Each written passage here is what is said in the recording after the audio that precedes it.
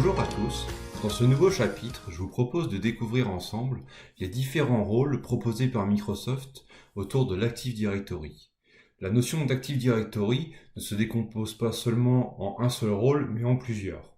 Donc dans ce chapitre, nous allons découvrir ensemble de manière théorique et synthétique la notion d'ADDS, d'ADCS, d'ADFS, d'ADRMS et d'ADLDS. Commençons dès maintenant avec l'ADDS. Donc, l'ADDS correspond au rôle qui va nous permettre de mettre en place les services de domaine Active Directory. Autrement dit, c'est ce rôle qui fait l'objet de ce cours et qui permet de créer un domaine Active Directory avec un annuaire associé. C'est vraiment ce rôle qui représente la notion d'annuaire telle que je l'évoque depuis le début de ce cours. Donc, ce qui va permettre, pour rappel, notamment de gérer l'authentification, mais aussi le contrôle d'accès aux ressources et la gestion des objets, que ce soit les utilisateurs, les ordinateurs, les serveurs et les groupes. Donc, voici ce que je peux vous dire sur l'ADDS. Concernant l'ADCS, c'est un rôle complémentaire qui va permettre de gérer des clés et des certificats. Cela permet en fait de créer une autorité de certification d'entreprise. Alors quel est l'intérêt de l'ADCS? Ça va nous permettre par exemple de basculer en LDAP-S, c'est-à-dire du LDAP sécurisé, du LDAP over SSL, plutôt que du LDAP classique.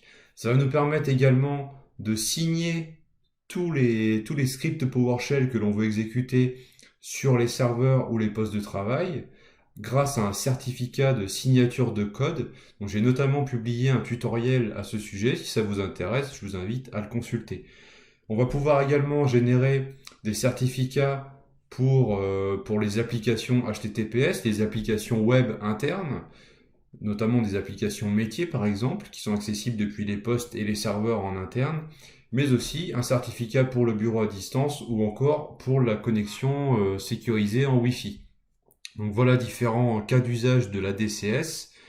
Maintenant, je vais vous parler du rôle ADFS, l'Active Directory Federation Services, qui lui est un service de fédération qui permet de simplifier l'accès à des applications, qu'elles soient internes ou externes. Donc en fait, comment ça va se passer? On va se connecter sur un portail ADFS qui est comme celui présenté ici, aux couleurs de l'entreprise. L'utilisateur va s'authentifier sur ce portail avec ses identifiants Active Directory. Si l'authentification réussit, on obtient directement à l'application cible sur laquelle on voulait accéder d'origine, sans devoir se réauthentifier grâce à un jeton qui est centralisé et distribué aux clients. Donc, c'est notamment une solution qui est utilisée lorsque l'on veut mettre en place l'authentification unique entre des postes Windows dans un domaine et la partie Office 365. Donc on va pouvoir mettre en place du SSO grâce à la DFS et Office 365. Donc voilà pour la DFS. Concernant le ADRMS, Active Directory Right Management Services, donc c'est un système de gestion des droits avancé qui va au-delà de la gestion des droits entre guillemets basiques permise par notamment le NTFS, où on va simplement pouvoir dire bon là tu as l'accès en lecture ou en écriture, ou lecture-écriture, voire du contrôle total. On va pouvoir jouer également sur par exemple créer uniquement des dossiers à la racine de ce dossier-là, mais l'ADRMS, lui, va aller beaucoup plus loin.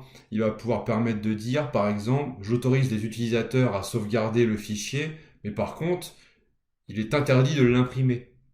Alors, ces droits avancés et très spécifiques nécessitent que l'application que vous utilisez derrière soit compatible ADRMS pour qu'elle soit capable d'interpréter les droits et qu'elle soit compatible. Donc, c'est notamment le cas de la suite Office dans certaines versions qui est compatible ADFS afin d'augmenter la sécurité des fichiers grâce à une plus grande flexibilité et une plus grande précision au niveau de la gestion des accès. Concernant le dernier rôle lié à l'Active Directory, donc c'est l'ADLDS. Alors l'ADLDS, quant à lui, est une sorte d'Active Directory comme l'ADDS, mais allégé dans le sens où c'est un annuaire que l'on va créer un annuaire LDAP qui est autonome, qui n'implique pas la création d'un domaine. Donc c'est comme si vous allez pouvoir créer des utilisateurs dans une base, dans un annuaire LDAP, mais derrière, il n'y a pas cette notion de domaine, il n'y a pas cette notion de gestion des accès en fait. Alors quel est l'intérêt de la DLDS? Par exemple, de créer une base utilisateur sur laquelle on va s'appuyer pour réaliser une authentification dans une ou plusieurs applications externes. Par exemple, une application web comme GLPI qui est compatible avec l'authentification LDAP va pouvoir s'appuyer sur un annuaire de type ADLDS pour venir authentifier les utilisateurs plutôt que d'aller taper directement dans un annuaire Active Directory qui est construit via ADDS.